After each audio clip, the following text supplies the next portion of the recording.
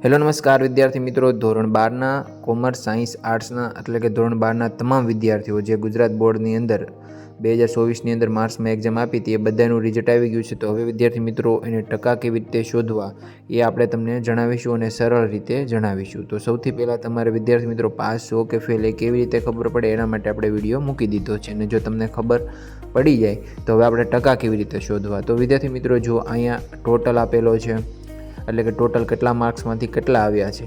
તો તમારે આવેલા માર્ક્સ અહીં આપેલા છે અને ટોટલ અહીં આપ્યા છે. તો હવે તમારે શું કરવાનું છે, આવેલા માર્ક્સ એટલે કે 647 માર્ક્સ આવ્યા છે એને ગુણ્યા 100 કરી દેવાના છે અને એને ભાગ્યા 700 એટલે કે ટોટલ માર્ક્સ લખી નાખવાના છે. એટલે જે પણ આવશે એ તમારી ટકાવારી આવશે. સરળતાથી સમજાઈ દઉં, જે પણ વિદ્યાર્થીઓ કોમર્સ આર્ટ્સ સાયન્સના તમામ વિદ્યાર્થીઓ માટે આ લાગુ પડે છે. તો 647 એટલે કે તમારે આવેલા માર્ક્સ ગુણ્યા 100 અને એના છેદમાં ટોટલ માર્ક્સ એટલે કે જેટલા માર્ક્સનો તમે એક્ઝામ આપ્યું હોય એ તમારે અહીં 700 લખ્યા છે, 700 કરી દેવાના છે.